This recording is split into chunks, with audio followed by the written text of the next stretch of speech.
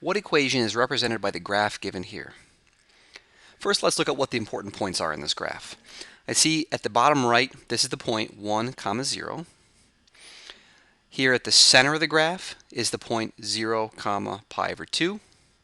And on the left-hand corner, this is the point -1, pi. So if this is an inverse trig function, that means that the original function, the function this is the inverse of, has just the reverse of these points. So the inverse function would pass through the point 0, 1, would pass through the point pi over 2, 0, and would pass through the point pi, -1. Let's just make a sketch of what that would look like. We know that the function this is the inverse of has to pass through 0, 1, so 0, 1.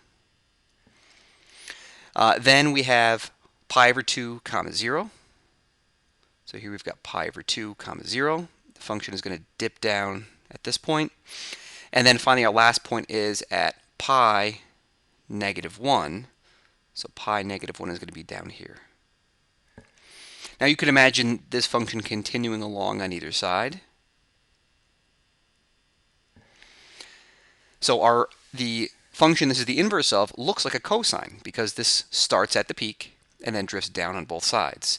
So since our function in red is y equals cosine x, that tells us that the original function, the one in blue, looks like y equals the inverse, arc cosine of x.